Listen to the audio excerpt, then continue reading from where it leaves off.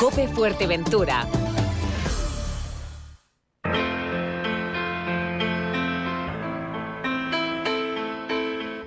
Y continuamos, como lo habíamos dicho antes de irnos a la publicidad.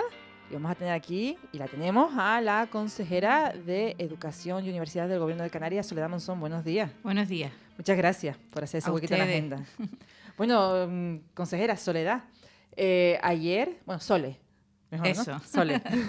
Ayer fue el Día Internacional de la Mujer, un día muy importante para todas nosotras, por ese grito en alto que alzamos.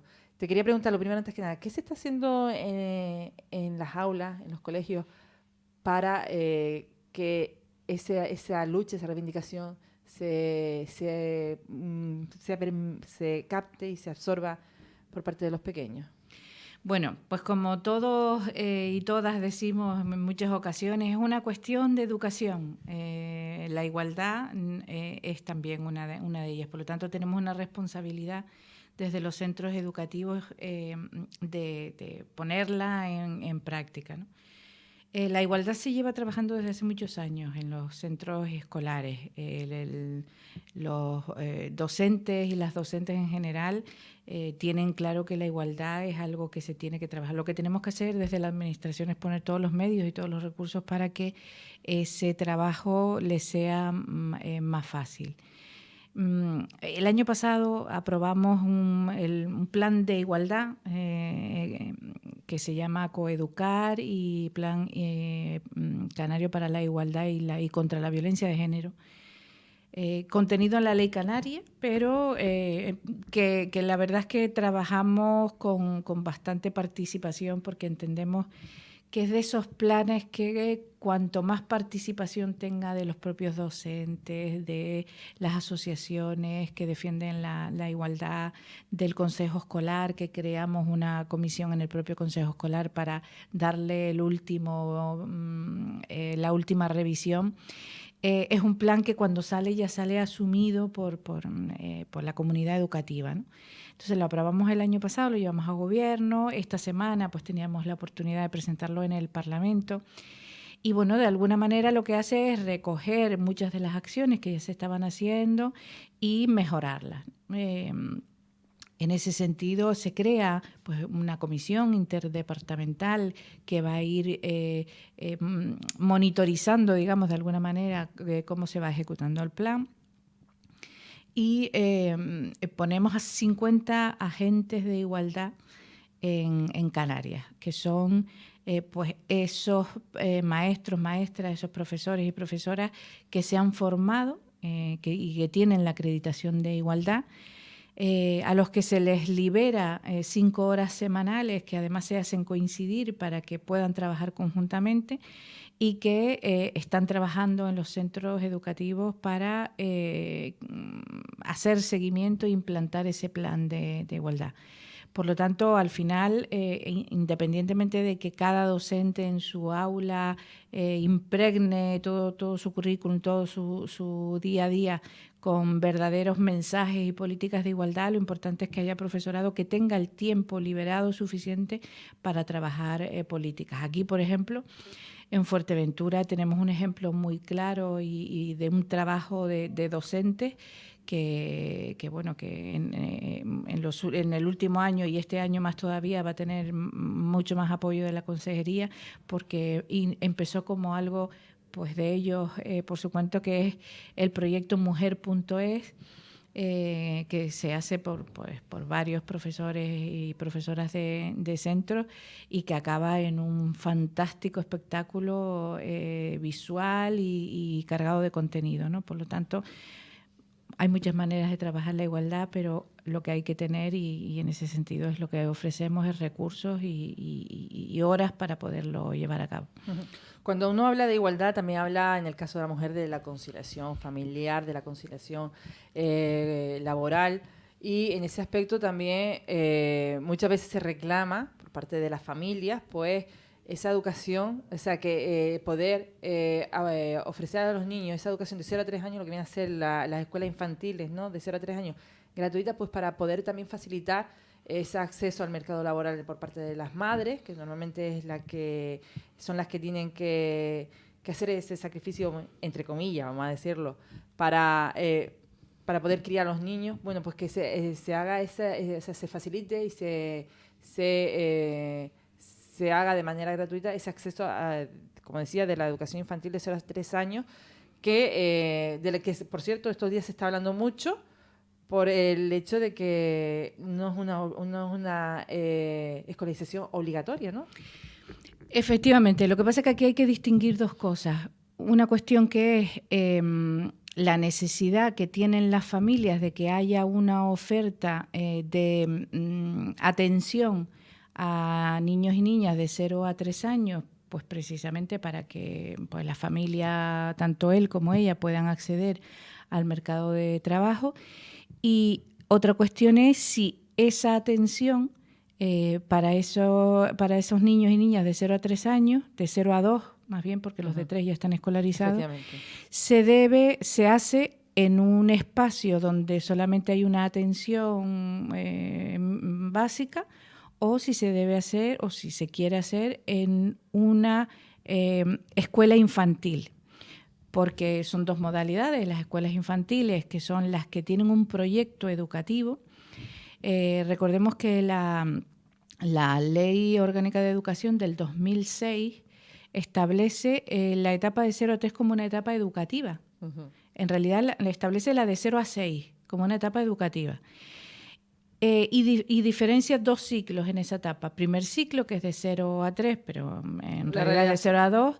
Y la de 3 a 6, y esta la establece como gratuita. O sea, 0 a 6 no es obligatoria, pero 3 a 6 sí es gratuita. Por lo tanto, cuando se pone de 3 a 6 gratuita, se empieza a escolarizar al alumnado uh-huh. en los centros ordinarios. Es decir, hoy tenemos el 100% de los niños y niñas a partir de 3 años escolarizados dentro de los centros. ¿Esa etapa es obligatoria? No, ninguna. ¿Ninguna de las dos son obligatorias? Ninguna es obligatoria. Lo que pasa es que la ley establece que de 3 a 6 sea gratuita. Exacto. Y la de 0 a 3 se queda como ni gratuita ni obligatoria, pero sí como etapa educativa. Y la ley no dice nada más, sino que las administraciones educativas pues fomentarán el incremento de plazas, para eso llegarán a acuerdos con corporaciones locales a través de convenios y demás. Bien.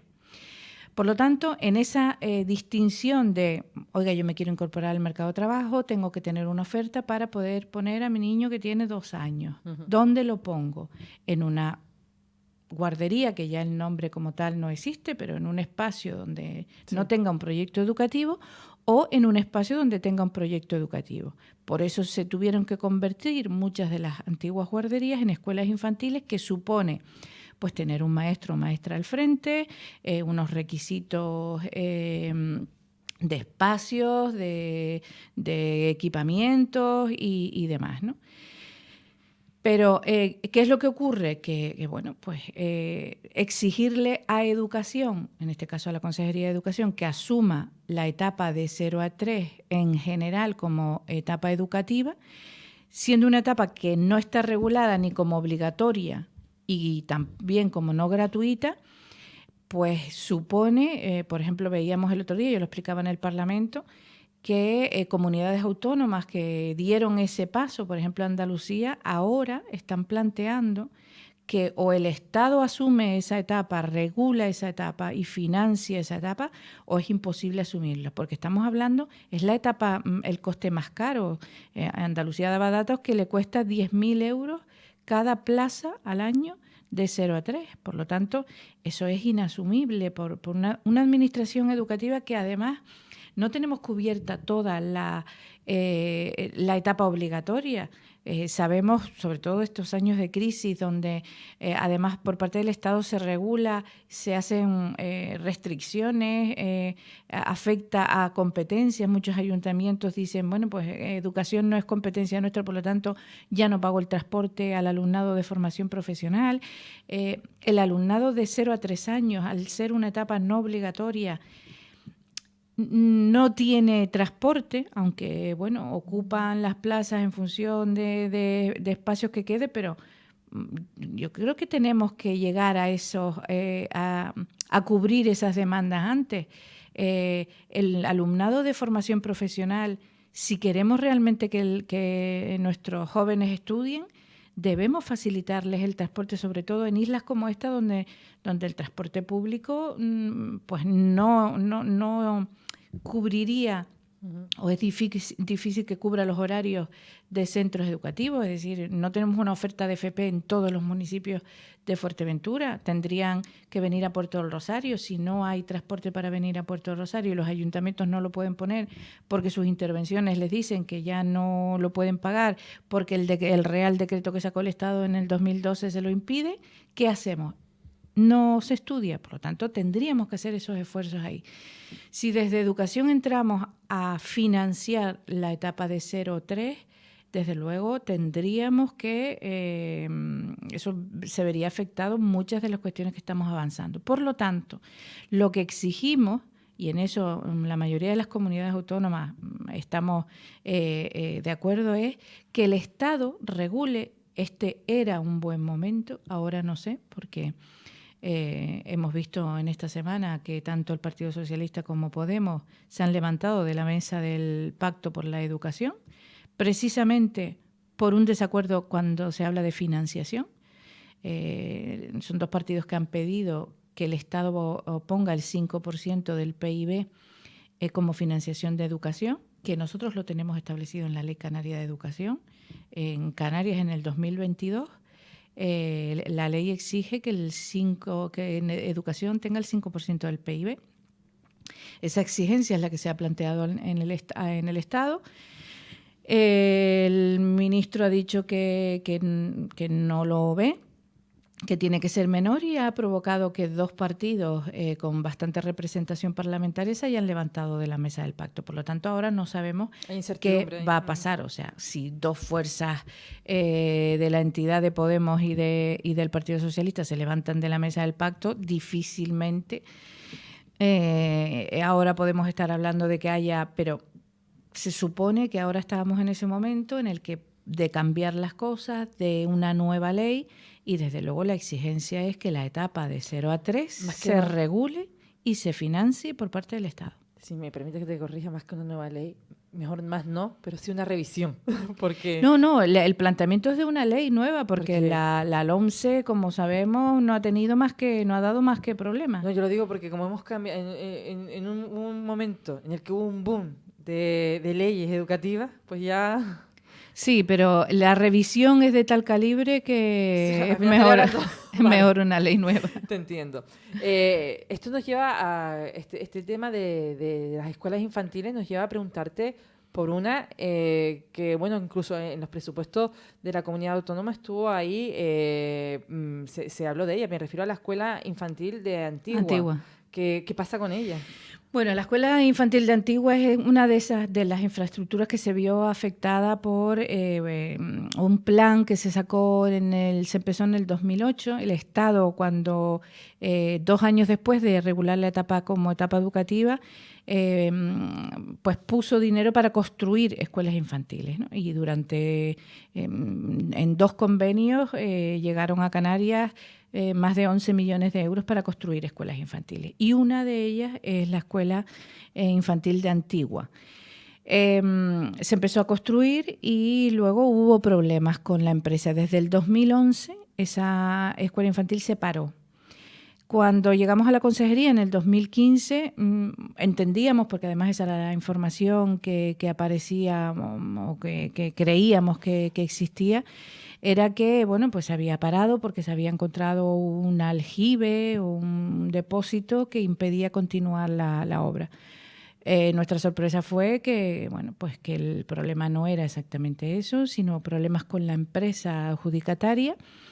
Y nuestra sorpresa mayor fue cuando vimos que había una denuncia por parte de la empresa a la Consejería de Educación por no pagar lo que estaba ejecutado, y reclamaban reclamaban 1 millón de euros por indemnización. Con lo cual, pues imagínate, ¿no?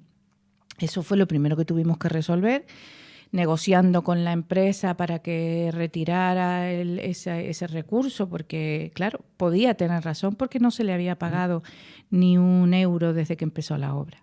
Al final conseguimos negociar con ellos y pagarles 180.000 euros, y retiraron el recurso. Por lo tanto, lo primero que hicimos fue saldar esa deuda. Tuvimos que buscar ese dinero de obras generales que teníamos previstas o que estaban previstas en ese presupuesto.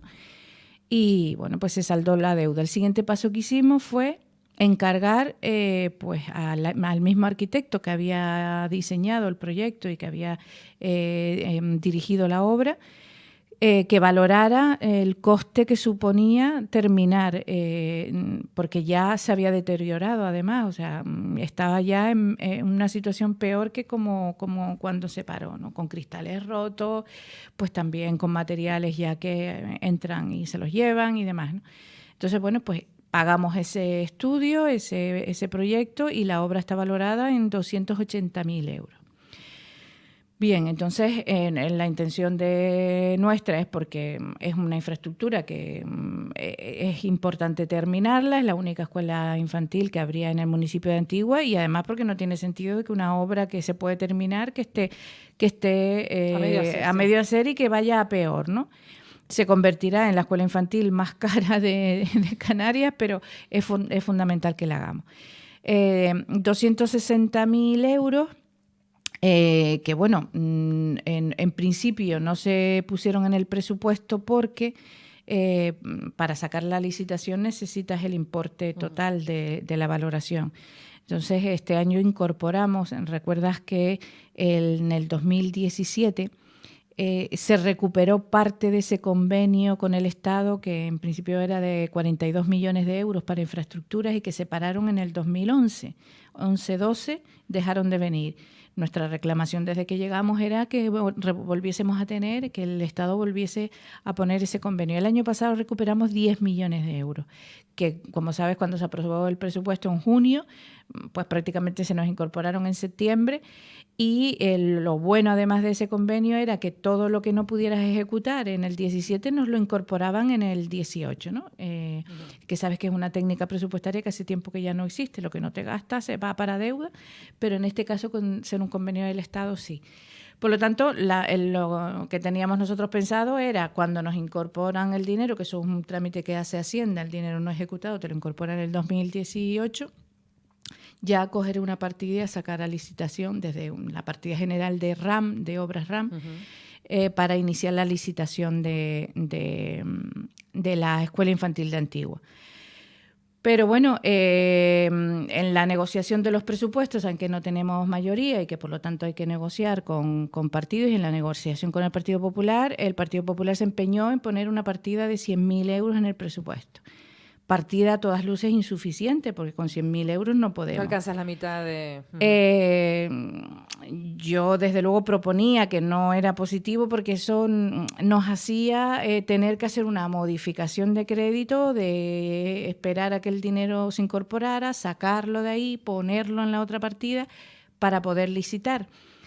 Y bueno, pues eso es lo que nos ha llevado estos 2 meses y pico incorporar ese dinero. Ya están los 300.000 euros en la partida, o sea que ya no son los 100.000 del presupuesto de inicial, enmienda, sino sí, que ya tiene el dinero que tiene que tener, y por lo tanto ahora ya es sacarlo a licitación y terminar. O sea que este año podríamos estar hablando de que por lo menos comienza, arrancan las obras. Sí, por supuesto.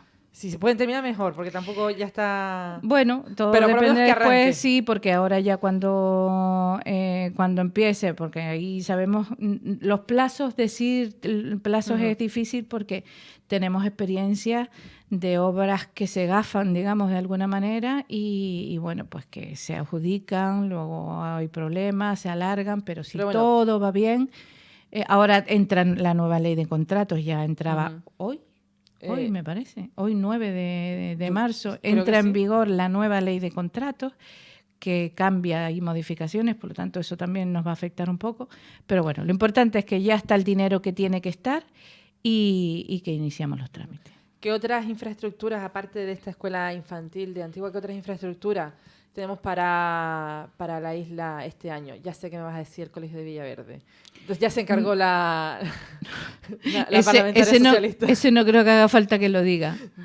Bueno, tenemos empezado ya el Colegio de Morrojable, Ya iniciaron las obras también. Teníamos previsto poner la primera piedra en este mes, pero bueno, no, en este mes es cuando la vamos a poner. La teníamos prevista, pusimos una fecha en febrero, pero va a ser ahora en el mes de marzo o abril, no recuerdo la fecha, pero ya ponemos la primera piedra también, aunque la obra está ya empezada.